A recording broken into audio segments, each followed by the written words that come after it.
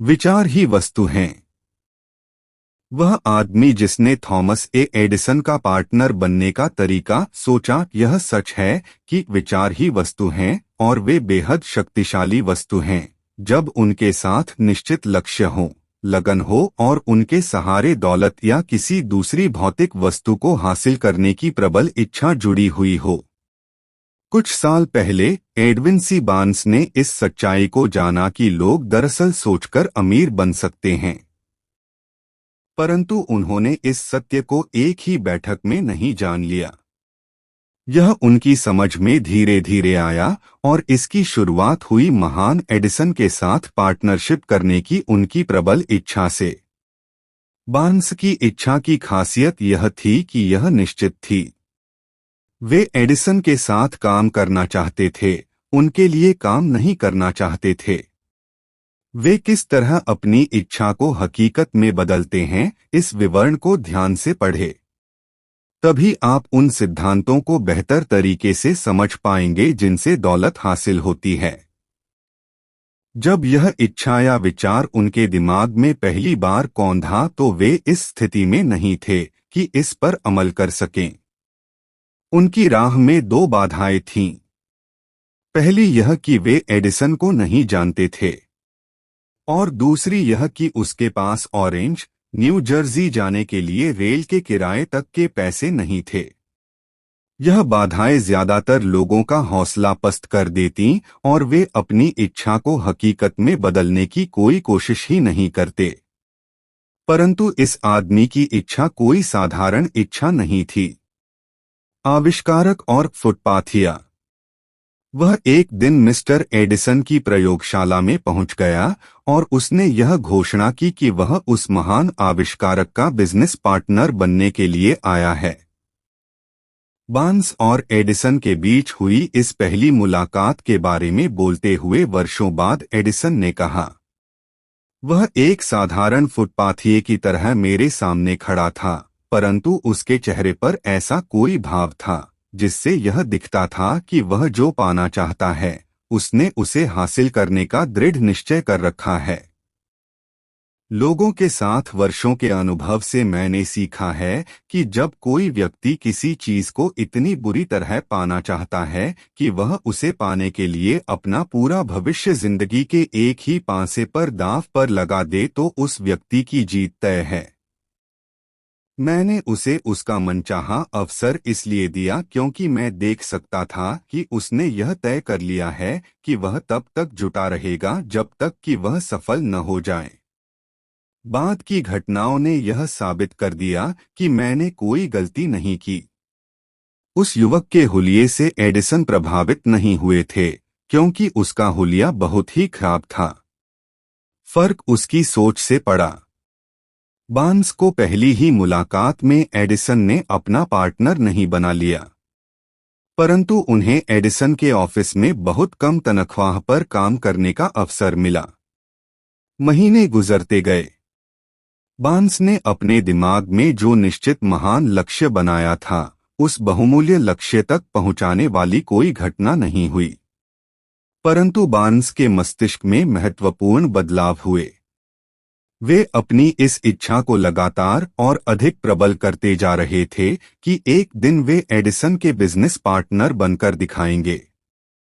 मनोवैज्ञानिक सही कहते हैं, जब कोई व्यक्ति किसी चीज के लिए सचमुच तैयार होता है तो वह चीज आ जाती है। बार्न्स एडिसन का बिजनेस पार्टनर बनने के लिए तैयार थे। इससे भी बड़ी बात यह कि उन्होंने तब तक तैयार बने रहने का संकल्प कर लिया था जब तक कि उन्हें अपनी मनचाही चीज हासिल न हो जाए। उन्होंने खुद से यह नहीं कहा, अरे इससे क्या फायदा होगा, बेहतर यह होगा कि मैं अपना लक्ष्य बदल लूं और सेल्समैन का काम आजमा कर देखूं। इसके बजाय उन्होंने कहा, मैं यहाँ एडिसन के साथ बिजनेस शुरू करने के लिए आया हूँ और मैं इस लक्ष्य को हासिल करके ही रहूंगा, चाहे मुझे इसमें अपनी सारी जिंदगी ही क्यों न लगानी पड़े। वे पूरी तरह गंभीर थे। अगर लोग अपने लक्ष्य को निश्चित कर लें और एकाग्रता व संपूर्ण समर्पण से उसे प्राप्त करने में जुट जाएं, तो लोगों की किस्मत बदल सकती है। शायद युवा बार्न्स को उस समय यह पता न हो, परंतु इकलौती इच्छा को प्राप्त करने की उनकी लगन और उनका दृढ़ संकल्प उन्हें सारी बाधाओं के पार ले गए और उन्हें वह अवसर मिल ही गया जिसकी उन्हें तलाश थी। अवसर के छद्म रूप। जब अवसर आया तो वह ऐसे रूप में आया और ऐसी दिशा से आया जिसकी बार्न्स ने उम्मीद भी नहीं की थी। अवसर इंसानों के साथ अक्सर इस तरह की चालबाजी करता है। अवसर पिछले दरवाजे से चुपचाप घुस आता है और अक्सर यह दुर्भाग्य या अस्थायी पराजय के वेश में आता है।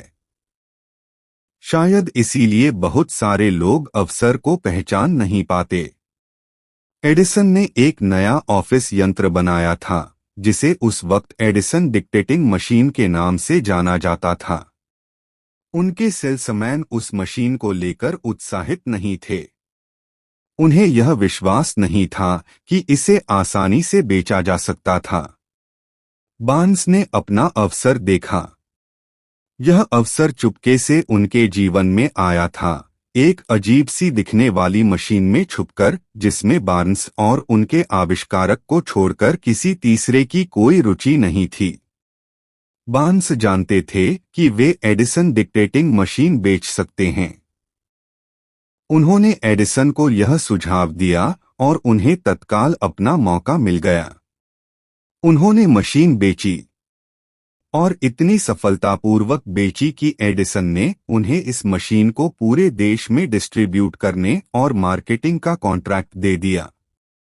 इस बिजनेस सहयोग से बार्न्स ने ढेर सारा पैसा कमाया, परंतु उन्होंने इससे भी बड़ा काम कर दिखाया। उन्होंने यह साबित कर दिया कि इंसान सोचकर अमीर बन सकता है। बार्न्स की मौलिक इच्छा का आर्थिक मूल्य उनके लिए क्या था, यह तो मैं नहीं जानता। शायद इसकी वजह से उन्हें 20 या 30 लाख डॉलर मिले होंगे, परंतु रकम महत्वपूर्ण नहीं है। महत्वपूर्ण तो यह जानना है कि सिद्धांतों के सहारे इंसान अपने विचारों को भौतिक मटेरियल पुरस्कारों में बदल सकता है। बार्न्स ने महान एडिसन के साथ पार्टनरशिप की बात दिल से सोची। यह सोच कर वे दौलतमंद बन गए। उनके पास शुरुआत में कुछ भी नहीं था। उस वक्त तो वे इतना ही जानते थे कि वे क्या चाहते थे और उनमें अपनी मनचाही चीज हासिल होने तक डटे रहने का संकल्प था। सोने से 3 फुट दूर। असफलता का एक आम कारण यह है कि लोग अस्थायी पराजय के बाद मैदान छोड़ देते हैं। हर व्यक्ति कभी न कभी यह गलती जरूर करता है। आर.यू. डार्बी के एक अंकल गोल्डरश के दौर में स्वर्ण की खोज के अभियान में जुट गए। वे खुदाई करने और अमीर बनने के लिए पश्चिम दिशा में गए। वे नहीं जानते थे कि धरती के नीचे जितना सोना उससे कहीं ज्यादा सोना इंसानों के विचारों में छुपा है। वे तो कुदाली फावड़ा लेकर जमीन के एक टुकड़े पर खुदाई करने में जुट गए। कई सप्ताह की मेहनत के बाद उन्हें चमकते हुए स्वर्ण की झलक दिखाई दी, परंतु उस सोने को सतह तक लाने के लिए मशीनों की जरूरत थी। चुपचाप उन्होंने खदान का मुंह ढक दिया और मैरीलैंड के विलियम्सबर्ग के अपने घर लौट आए। उन्होंने अपने रिश्तेदारों और कुछ दोस्तों को सोने की खुदाई में सफलता के बारे में बताया। उन्होंने मिलकर मशीनों को खरीदने के लिए आवश्यक धन जुटाया। अंकल और डार्बी खदान पर काम शुरू करने के लिए वापस लौटे। कच्ची धातु की पहली खेप को स्मेल्टर तक पहुंचाया गया। वहां यह पता चला कि उनकी खदान कोलोराडो की सबसे बढ़िया खदान थी। कच्ची धातु की कुछ खेपों में ही उनके सारे कर्जे उतर जाते। फिर भारी मुनाफे की बारी आती। खुदाई करने वाली मशीनें नीचे जा रही थीं। डार्बी और अंकल की आशाएं आसमान छू रही थीं। तभी अचानक कुछ हुआ। सोने की झलक गायब हो गई। वे इंद्रधनुष के आखिरी सिरे पर आ गए थे और स्वर्ण पात्र अब वहां नहीं था। वे खोदते रहे इस आशा में कि एक बार फिर सोने की झलक दिख जाए, परंतु उनकी मेहनत बेकार गई। आखिरकार उन्होंने मैदान छोड़ने का फैसला किया। उन्होंने एक कबाड़ी को मशीनें कौड़ियों के मोल बेच दीं और ट्रेन पकड़कर वापस घर लौट आए। कबाड़ी ने एक माइनिंग इंजीनियर को बुलवाकर खदान का इंस्पेक्शन करवाया। इंजीनियर ने सलाह दी कि यह प्रोजेक्ट इसलिए असफल हुआ क्योंकि इसके मालिक यह नहीं जानते थे कि बीच में फॉल्ट लाइन आती है। उसके विश्लेषण के अनुसार सोने की झलक उस स्थान से मात्र 3 फुट नीचे थी जहां डार्बी ने खुदाई बंद की थी, और इंजीनियर का अनुमान सच साबित हुआ। कबाड़ी को खदान से लाखों करोड़ों डॉलर का सोना मिला, सिर्फ इसलिए क्योंकि वह जानता था कि हार मानने से पहले विशेषज्ञ की सलाह लेना उचित होता है। लोगों के ना कहने के कारण मैं कभी नहीं रुकूंगा। बाद में मिस्टर डार्बी ने अपने इस नुकसान की कई गुना भरपाई कर ली जब उन्होंने यह खोज लिया कि इच्छा को सोने में बदला जा सकता है। यह खोज उन्होंने तब की जब वे जीवन बीमा बेचने के बिजनेस में आए। उन्हें याद था कि उन्होंने सोने से 3 फुट दूर ही हार मान ली थी। डार्बी ने इस अनुभव से सबक सीखा और वे अपने नए बिजनेस में खुद से यह कहा करते थे, मैं सोने से 3 फुट दूर रुक गया था, परंतु जब मैं लोगों से बीमा खरीदने के लिए कहता हूं तो मैं सिर्फ इसलिए कभी नहीं रुकता क्योंकि उन्होंने ना कह दिया है।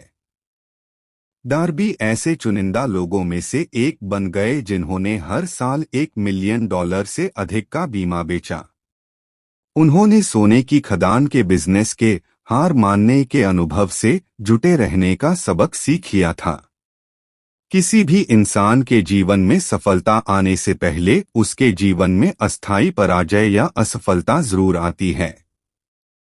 जब आदमी पराजित हो जाता है तो सबसे आसान और तार्किक रास्ता यही होता है कि मैदान छोड़ दिया जाए, और ज्यादातर लोग यही करते हैं। इस देश के सबसे सफल 500 से ज्यादा लोगों ने इस लेखक को बताया है कि उन्हें महानतम सफलता उस मोड़ पर मिली जब वे हार चुके थे और हारने के बिंदु से एक कदम आगे ही सफलता उनका इंतजार कर रही थी। असफलता बहुत चालाक और मजाकिया किस्म की होती है। इसे लोगों को तब गिराने में मजा आता है जब सफलता उनके बहुत करीब होती है।